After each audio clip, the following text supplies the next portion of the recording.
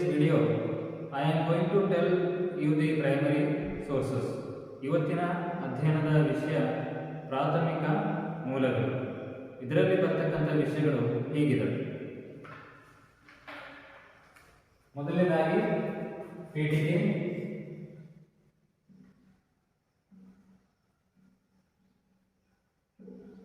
Introduction,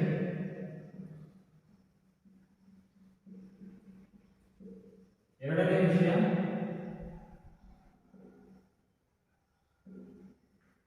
ಪ್ರಾಥಮಿಕ ಮೂಲದ ಅರ್ಥ, ಮೀನಿಂಗ್ ಆಫ್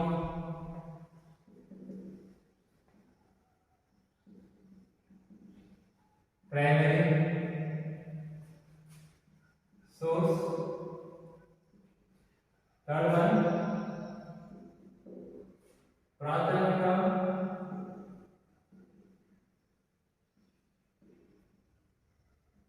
ಮೂಲದ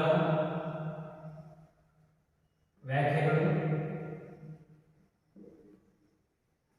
ಡೆಫಿನಿಷನ್ಸ್ ಆಫ್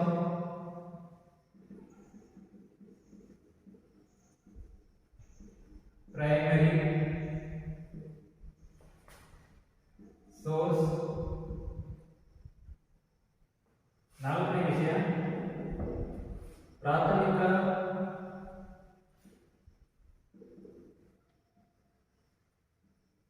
ಮಾಹಿತಿಯ ವಿಧಾನ,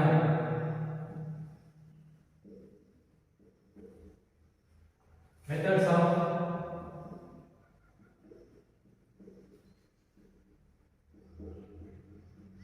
primary data. Last one, ಉಪಸಂಹಾರ.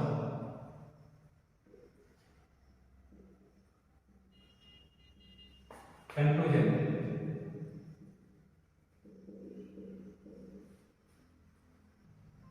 Now I am going to discuss about introduction. PTK. Primary data is information related to research collected by the researcher for the first time.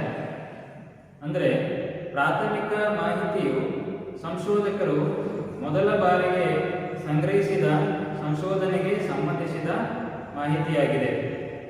This data is draw from field study or laboratories. ಪ್ರಮುಖವಾಗಿ ಈ ಡಾಟಾವನ್ನು ಕ್ಷೇತ್ರ ಅಧ್ಯಯನ ಅಥವಾ ಪ್ರಯೋಗಾಲಯಗಳಿಂದ ಪಡೆಯಲಾಗಿದೆ. It happens to be original in the character. ಅಲ್ಲದೆ ಇದು ಪಾತ್ರದಲ್ಲಿ ಮೂಲವಾಗಿದೆ. ಹೀಗಾಗಿ ಇಂತಹ ಸಂಶೋಧನಾ ಕಾರ್ಯದಿಂದ ಸಂಗ್ರಹಿಸಿದ ಮೂಲ ಸ್ವರೂಪದ ಮಾಹಿತಿಗಳು ಪ್ರಾಥಮಿಕ ಮೂಲಗಳಿಗೆ ಸೇರಿಕೊಳ್ಳುತ್ತವೆ.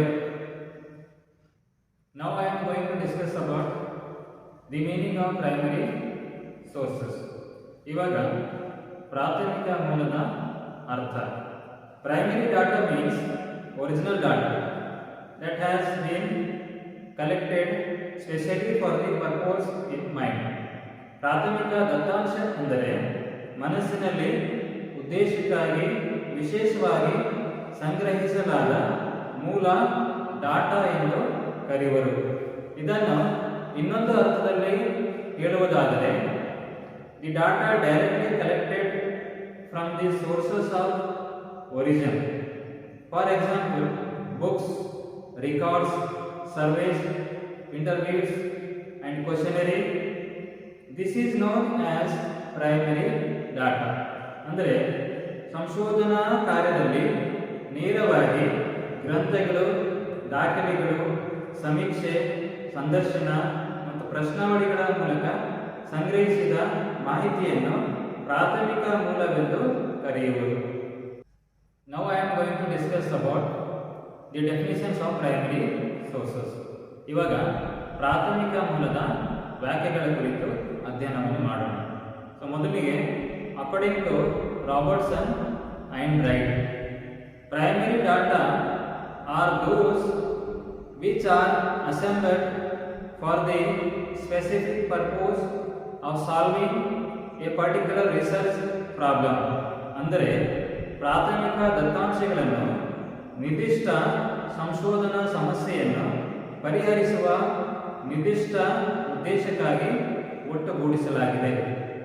ಎರಡನೇದಾಗಿ, according to Arthur Marwick, primary sources are absolutely fundamental to history.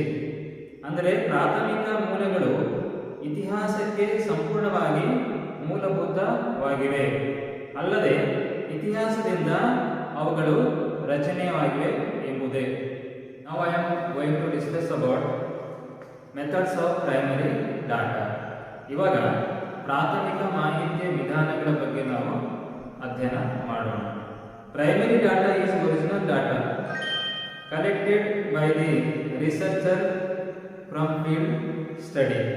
ಪ್ರಾಥಮಿಕ ದತ್ತಾಂಶವು ಕ್ಷೇತ್ರ ಅಧ್ಯಯನದಿಂದ ಸಂಶೋಧಕರು ಸಂಗ್ರಹಿಸಿದ ಮೂಲ ದತ್ತಾಂಶವಾಗಿದೆ.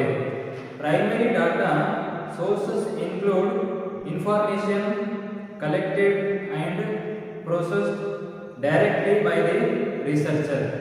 ಅಲ್ಲದೆ ಪ್ರಾಥಮಿಕ ದತ್ತಾಂಶ ಅದರ ಮೂಲಗಳು ಸಂಶೋಧಕರು ಸಂಗ್ರಹಿಸಿದ ಮತ್ತು ಸಂಸ್ಕರಿಸಿದ ಮಾಹಿತಿಯನ್ನು ಒಳಗೊಂಡಿವೆ. ಪ್ರಾಥಮಿಕ ದತ್ತಾಂಶದ ಪ್ರಮುಖ ಮೂಲಗಳು ಈ ರೀತಿಯಾಗಿವೆ. The major source of primary data are as follows. ಮೊದಲನೇದು ಅಬ್ಸರ್ವೇಷನ್, ಅವಲೋಕನೆ. ಎರಡನೇದು ಇಂಟರ್ವ್ಯೂ, ಸಂದರ್ಶನ. ಮೂರನೇದು ಕ್ವಶನರಿ, ಪ್ರಶ್ನಾವಳಿ. ನಾಲ್ಕನೇದು ಶೆಡ್ಯೂಲ್, ಅನುಸೂಚಿ. ಐದನೇದು ಸೋಷಿಯಲ್ ಸರ್ವೆ, ಸಾಮಾಜಿಕ ಸಮೀಕ್ಷೆ. ಮೊದಲನೇದು observation, ಅವಲೋಕನೆ.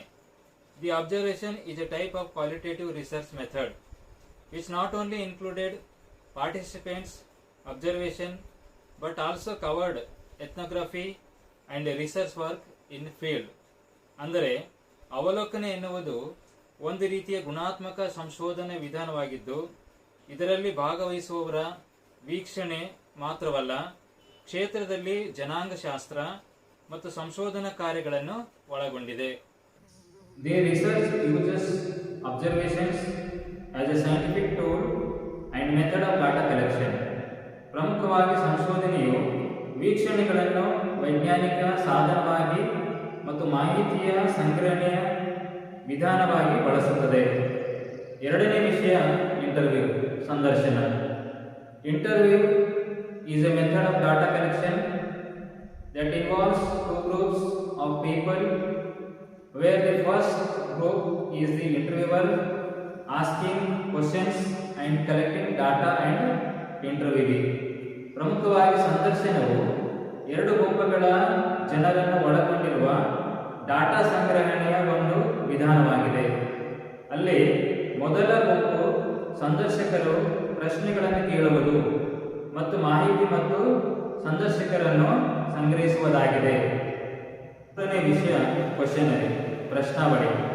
A questionnaire is a research instrument consisting of a series of questions for the purpose of gathering information from the respondents.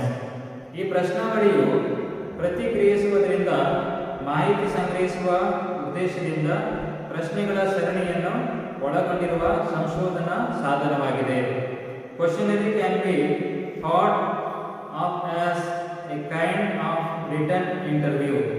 ಪ್ರಶ್ನಾವಳಿಯನ್ನು ಒಂದು ರೀತಿಯ ಲಿಖಿತ ಸಂದರ್ಶನ ಎಂದು ಪರಿಗಣಿಸಬಹುದು. ನಾಲ್ಕನೇ ವಿಷಯ ಶೆಡ್ಯೂಲ್, ಅನುಸೂಚಿ.